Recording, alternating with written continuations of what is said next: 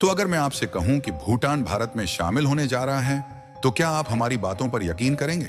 सीधी सी बात है कि आपका जवाब होगा बिल्कुल नहीं। देखिए, आजादी के समय भारत के पास यह पूरी तरीके से मौका था कि भूटान को भारत का हिस्सा बना लिया जाए। लेकिन वो अलग बात है कि नेहरू जी भारत का हिस्सा बनाने से ज्यादा लुटाने में इंटरेस्टेड थे, तो भला हम क्या ही कर सकते हैं। लेकिन अब फाइनली 70 सालों बाद ऐसी एक्सपेक्टेशन फिर से लगाई जा रही है कि सिक्किम की तरह ही भूटान भी भारत में शामिल हो सकता है। ऐसी एक्सपेक्टेशन इसलिए लगाई जा रही है क्योंकि फिलहाल के समय में भारत और भूटान के रिश्ते काफी ज्यादा बढ़ गए हैं।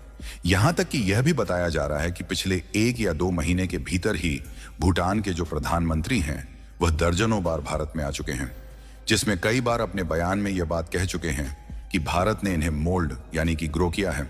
तो कभी यह मोदी को अपना बड़ा भाई और मेंटर यानी कि उपदेशक भी बता रहे हैं। इतना ही नहीं, बल्कि भूटान ने चीन के कई प्रस्ताव को ठुकराकर सीधे लात मार दिया है। तो ऐसे में सवाल यह उठता है कि आखिरकार भूटान की भारत के साथ इतनी ज्यादा नजदीकियां क्यों बढ़ रही हैं? क्या यह वाकई में पॉसिबल है कि भूटान भारत में मर्ज हो जाएगा और भारत का 29वां राज्य बन सकता है? और क्या ऐसे में भारत को अपने आप में भूटान को मर्ज कर लेना चाहिए या फिर भूटान को अलग ही रहने देना चाहिए? तो आइए पूरी डेवलपमेंट को इस वीडियो में समझते हैं। लेकिन आगे बढ़ने से पहले इस वीडियो को लाइक करके चैनल को सब्सक्राइब जरूर कर लीजिए, क्योंकि यह आपके लिए तो 1 सेकंड का काम है, लेकिन इससे हमारी काफी बड़ी मदद होती है। देखिए, आज हम आपको ले चलेंगे हिमालय की गोद में बसे 2 अद्भुत देशों की यात्रा पर, जो है भारत और भूटान। दरअसल देखा जाए तो भारत और भूटान के संबंध सदियों पुराने हैं। धार्मिक, सांस्कृतिक और आर्थिक स्तर पर दोनों देशों ने एक दूसरे का साथ निभाया है। भूटान में बौद्ध धर्म का प्रसार भारत से ही हुआ और आज भी दोनों देशों के लोग एक दूसरे की परंपराओं का सम्मान करते हैं। भारत ने भूटान के लिए वह सारी चीजें की हैं जिससे आज भी भूटान भारत को अपना बड़ा भाई कहता है। सबसे पहले आप इस मैप में ध्यान से देखिए, यह हमारा भारत है, जहां भारत के नॉर्थ ईस्ट राज्यों और चीन की सीमाओं से सटा हुआ यहां पर छोटा सा देश मौजूद है भूटान, जो कि क्षेत्रफल के मामले में भारत के कई राज्यों से भी काफी हद तक छोटा है। जहां पर भूटान की सीमाएं भारत के कुछ राज्यों जैसे कि सिक्किम, पश्चिम बंगाल, असम और अरुणाचल प्रदेश से सटी हुई है। और इस तरीके से 3 ओर से तो भूटान भारत के राज्यों से ही घिरा हुआ है और एक ओर से चीन की सीमाएं भूटान से सीधे तौर पर सटती हैं। लेकिन इसी बीच जब हम अखंड भारत के मैप पर नजर डालें तो इसमें अफगानिस्तान, पाकिस्तान, तिब्बत, नेपाल, भूटान, बांग्लादेश और म्यांमार को भारत का ही हिस्सा दिखाया जाता है, जो कि अलग अलग समय में भारत से टूटकर अलग हो गए हैं। लेकिन आपको जानकारी के लिए बता दें कि पूर्णतया भूटान कभी भी भारत का हिस्सा नहीं था। यह हमेशा एक स्वतंत्र देश रहा है। हालांकि ऐतिहासिक रूप से भूटान और भारत के विभिन्न राज्यों के बीच गहरे संबंध रहे हैं। आपको बता दें कि 18वीं और 19वीं शताब्दी में ब्रिटिश ईस्ट इंडिया कंपनी का प्रभाव भारत में बढ़ा, लेकिन भूटान स्वतंत्र रहा। उसके बाद 1865 में ब्रिटिश सरकार और भूटान के बीच सिंचुला संधि हुई, जिसमें भूटान को कुछ क्षेत्रों से हाथ धोना पड़ा, लेकिन उसकी संप्रभुता बनी रही। उसके बाद 1910 में पुनाखा संधि के तहत भूटान ने अपनी फॉरेन पॉलिसी पर ब्रिटिश कंट्रोल स्वीकार किया, लेकिन आंतरिक मामलों में उसकी स्वतंत्रता फिर भी बनी रही।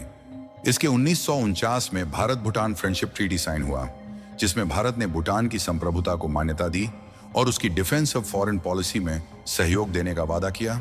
अब बात करते हैं सिक्किम की। सिक्किम, जो कभी एक स्वतंत्र राज्य था, यह 1975 में भारत का 22वां राज्य बना, लेकिन यह प्रक्रिया इतनी सरल नहीं थी। राजनीतिक अनस्टेबिलिटी और आंतरिक संघर्षों ने इस मिलन को राह दिखाया। दरअसल 19वीं सदी में ब्रिटिश ईस्ट इंडिया कंपनी ने सिक्किम को एक प्रोटेक्टोरेट यानी कि संरक्षित राज्य बना दिया। उसके बाद 1947 में आजादी के बाद जब भारत आजाद हुआ तो सिक्किम ने खुद को एक स्वतंत्र देश बनाए रखा, लेकिन यह पूरी तरह से स्वतंत्र नहीं था।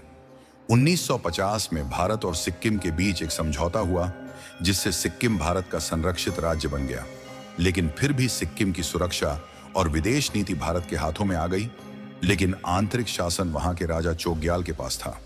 लेकिन जनता इससे संतुष्ट नहीं थी, जिसके कारण 1973 में सिक्किम में बड़े पैमाने पर लोकतांत्रिक आंदोलन शुरू हुआ, जिसमें जनता ने राजा के अधिकारों को सीमित करने की मांग की।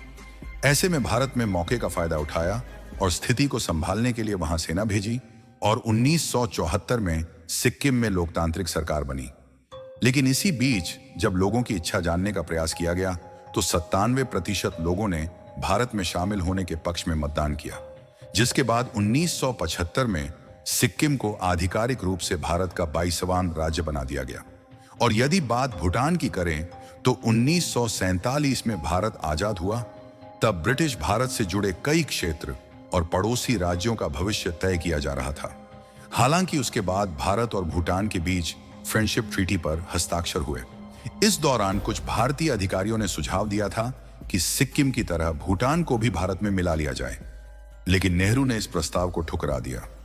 इसका एक बहुत बड़ा कारण यह भी था कि उस समय चीन तिब्बत पर कब्जा कर चुका था और अगर भूटान भारत में शामिल होता तो चीन इसे अपनी सीमा पर खतरे के रूप में देखता।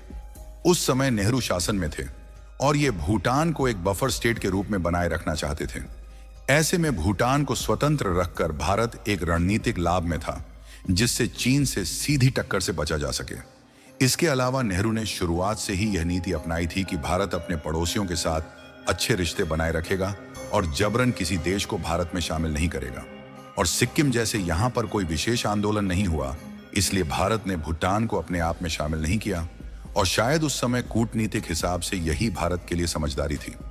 लेकिन अब आजादी को 70 से ज्यादा साल बीत चुके हैं और उसके बाद एक बार फिर से सवाल खड़े होने शुरू हो चुके हैं कि क्या भूटान में शामिल हो सकता है, क्योंकि पिछले कुछ महीनों से भूटान की भारत के साथ क्लोजनेस ज्यादा ही बढ़ चुकी है। और पिछले महीने तो भूटान के प्रधानमंत्री भारत में दर्जनों बार दौरा भी कर चुके हैं। और आप जानते हैं कि चीन भूटान की पूरी tरीके से खिलाफत करता है और इस पर एग्रेसिव बिहेवियर रखता है।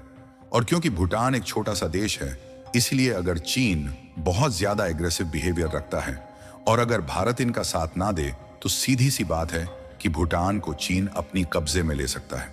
और यह बात ज्यादा पहले की नहीं बल्कि 2017 की है, जब अगर भारत ने भूटान की मदद ना की होती तो भूटान के कुछ हिस्से को चीन शायद कब्जा चुका होता।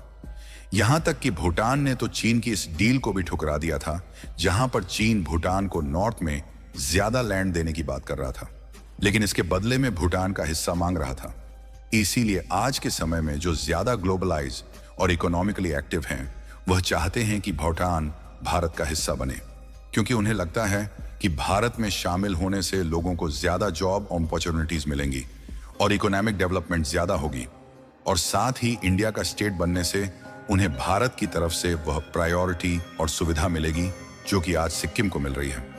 आज सिक्किम एक बहुत ही बढ़िया टूरिस्ट डेस्टिनेशन है जो कि इकोनॉमिकली और इंफ्रास्ट्रक्चर डेवलपमेंट के मामले में काफी आगे है। और इसी तरीके से भूटान के लोग भी चाहते हैं कि उनका देश भी इस राह पर पहुंचे। फिलहाल अभी तक भूटान की तरफ से ऑफिशियली इस तरीके का कुछ भी नहीं कहा गया है, लेकिन चीन के बढ़ते प्रेशर के कारण इस बात का अनुमान है कि भूटान की स्थिति वही बन सकती है जो कि कभी सिक्किम की बनी थी। बाकी आप लोगों की इसके बारे में क्या राय है कि भूटान भारत में शामिल हो सकता है या फिर नहीं, अपनी राय कमेंट में जरूर बताएं। और इस वीडियो को एक लाइक करके अपने मित्रों तक शेयर जरूर करें ताकि उन्हें भी जानकारी मिल सके। इसी तरह और भी नॉलेजेबल वीडियो देखने के लिए चैनल को सब्सक्राइब करके बेल आइकन को ऑल पर जरूर सेलेक्ट करें। जय हिंद, जय भारत।